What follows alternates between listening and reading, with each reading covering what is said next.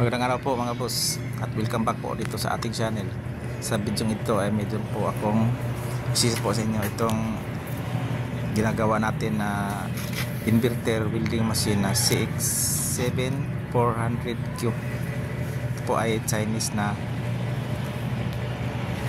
welding machine, pero maganda po sa mga boss kasi okay po yung kanyang performance.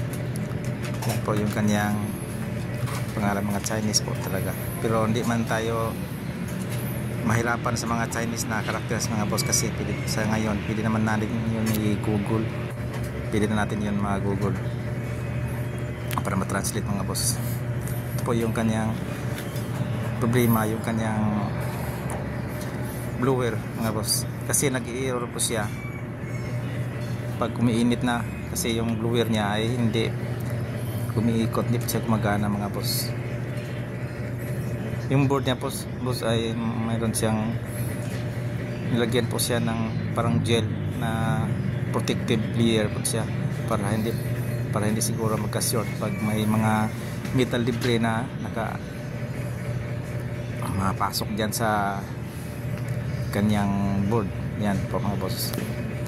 Yung supply pa niya boss ay yan, 3-phase po siya, pero pwede po siya single phase kasi pang industrial po siya mga boss, hindi po siya, pero pwede rin siya pang gamitin pang pang personal, pero may siya na pang industrial kasi yung supply po niya ay 400 volts AC na 3 phase, tapos pwede rin po siya na 220 single phase.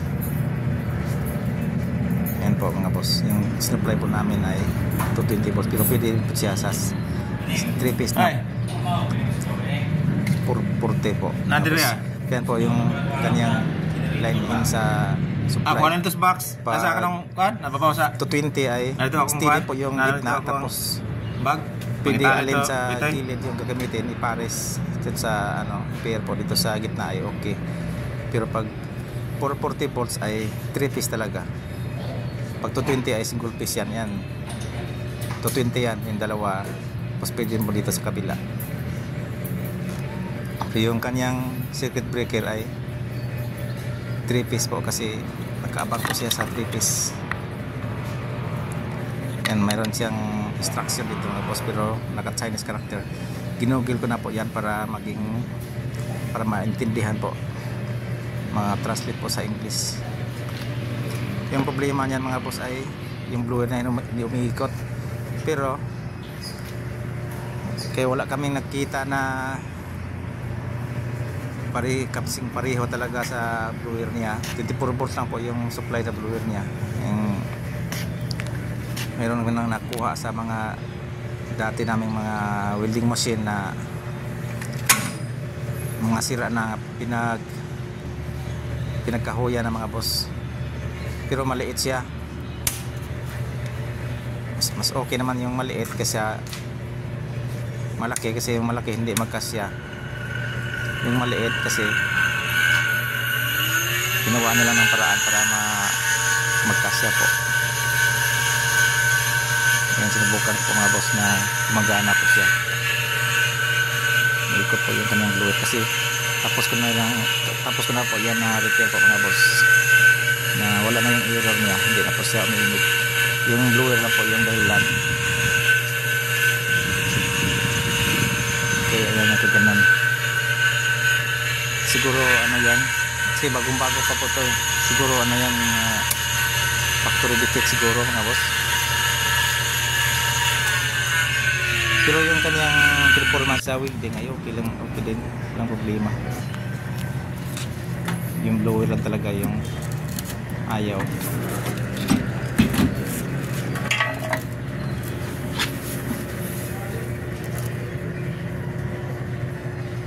Yan, sa likod ay meron siyang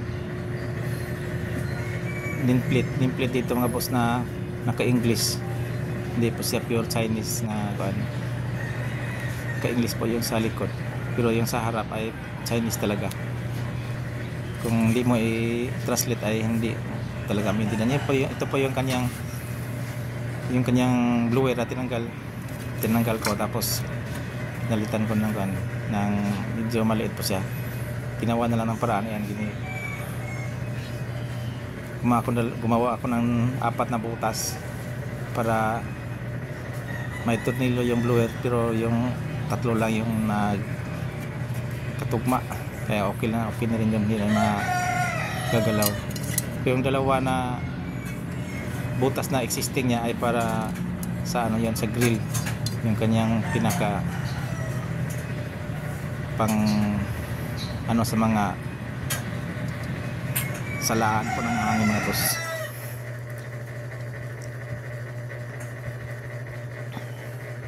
Ito po yung ginunan ko po yung mga Chinese characters na ita-translate po natin mamaya. I-google po natin yan para maintindihan natin kung anong ibig sabihin. Yan po mga boss. Yan. Hindi natin mabasa yan kung hindi natin ma-translate. Pati yung kanyang operational na mga pihitan ay naka-Chinese po mga boss. Ayan po, na-translate ko na medyo maliit yung picture. Pasensya na po mga boss kasi iba yung posisyon ng cellphone po, yung hindi ko na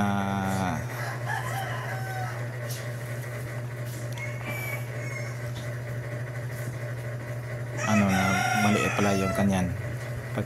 Yan po, Pioneer series para yung naka-Chinese.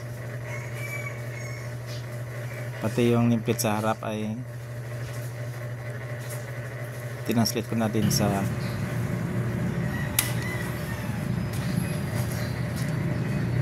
English. Yan po ito yung last na paghuling test po mga boss na okay na po siya talaga. Yan. At maraming salamat po mga boss pag-subscribe at God bless po sa ating lahat.